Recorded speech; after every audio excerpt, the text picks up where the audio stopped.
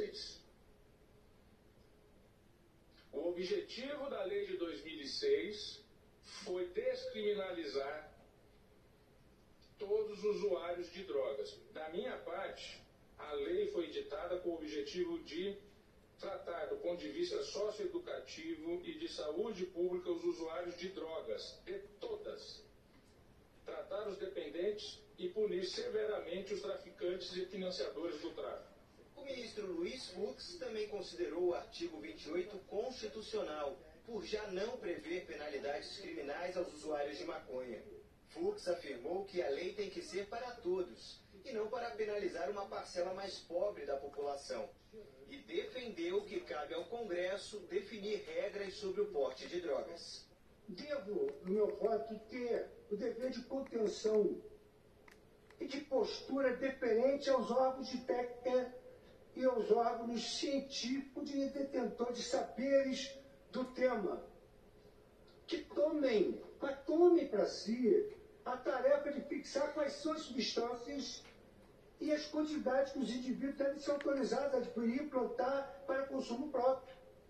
O dissenso científico sobre a matéria orienta a Corte a adotar, no meu modo de ver, com respeito aos magníficos votos que foram proferidos, a adotar uma postura minimalista de não intervenção direta e de respeito às autoridades competentes.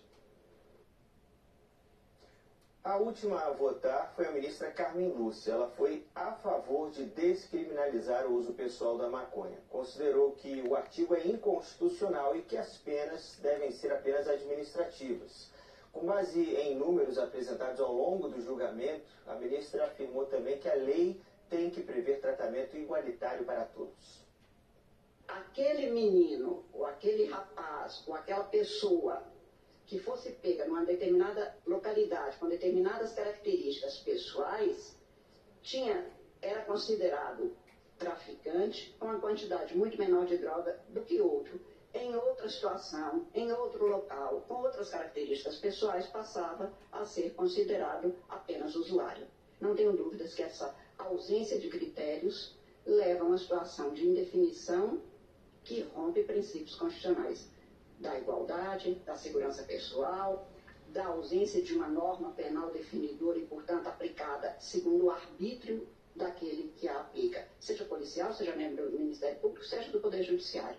Ao concluir a sessão, o presidente Luiz Roberto Barroso disse que, para a Corte, o consumo de drogas continua um ato ilícito e que criminalizar não é a melhor maneira de lidar com o problema de saúde pública. Gostaria de deixar claro nessa proclamação provisória que o plenário do Supremo Tribunal Federal, por unanimidade, considera que o consumo de drogas ilícitas é uma coisa ruim e que o papel do Estado é evitar o consumo, combater o tráfico e tratar os dependentes.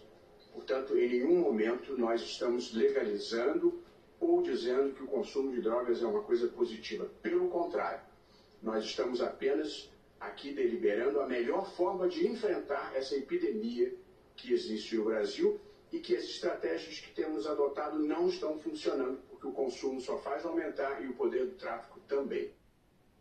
Ricardo, vamos para as reações do Congresso, porque elas foram imediatas, lembrando que há pouco mais de 2 meses o Senado aprovou uma proposta de emenda à Constituição para criminalizar porte e posse de qualquer droga, independentemente da quantidade. Pois é, Renata, os debates no Congresso começaram antes mesmo do julgamento terminar, assim que o Supremo formou maioria para descriminalizar o porte de maconha para uso pessoal. Na Câmara dos Deputados, os deputados governistas e da oposição bateram boca. E essa PEC, aprovada em abril pelo Senado, já está tramitando por lá, né? Faz 2 semanas que os deputados aprovaram o texto na Comissão de Constituição e Justiça. E hoje, no início da noite, o presidente da Casa, Arthur Lira, criou uma comissão especial com 34 deputados, comissão essa que vai debater a PEC antes dela seguir para análise do plenário. E o autor dessa PEC é o presidente do Senado, Rodrigo Pacheco, do PSD. Ele comentou a decisão do STF e disse que a discussão é de responsabilidade do Legislativo e da Anvisa. Eu discordo da decisão do Supremo Tribunal Federal, eu já falei por mais de uma vez a respeito desse tema. Eu considero que uma descriminalização só pode se dar através do processo legislativo e não por uma decisão judicial. Há razões, inclusive, expostas nesse sentido. Essa questão das drogas e da descriminalização das drogas é uma ideia que é suscitada em diversas partes do mundo, mas há um caminho próprio para se percorrer nessa discussão, que é o processo legislativo, a própria consideração de determinadas substâncias como substâncias entorpecentes ilícitas. Então há uma lógica jurídica, política, racional em relação a isso, que, na minha opinião, não pode ser quebrada por uma decisão judicial que destaque uma determinada substância entorpecente, invadindo a competência técnica, que é própria da Anvisa, e invadindo a competência legislativa, que é própria do Congresso Nacional. Ricardo, muito obrigada. Bom descanso para você.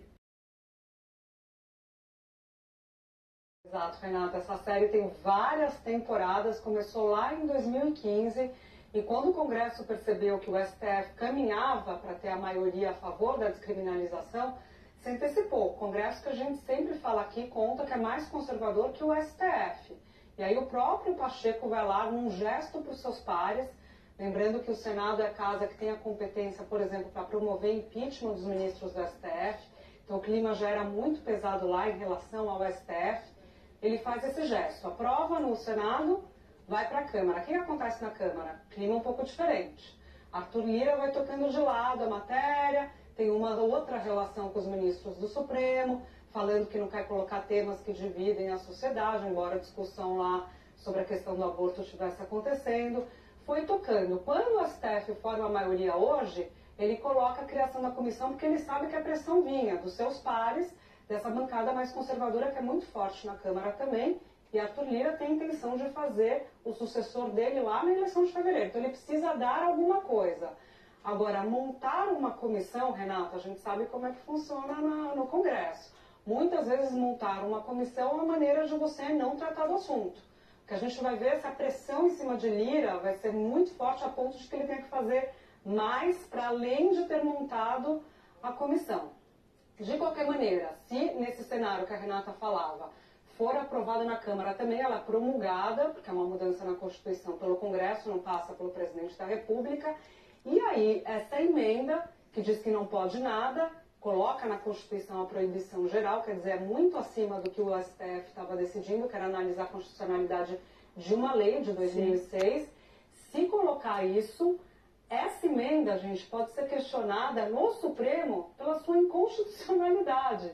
Pode-se pegar um artigo da Constituição ali, que são os direitos e garantias fundamentais, que são cláusula pétrea, isso é, não pode mexer nunca na Constituição, nesses direitos, por exemplo, o direito à intimidade, que os ministros citaram ao votar a favor da descriminalização, e dizer, ó, não pode. Então isso está na contramão dos direitos que estão previstos pela Constituição e que não podem ser mexidos. Então, esse outro debate, essa outra temporada vai começar também no STF, mais cedo ou mais tarde. A luta continua.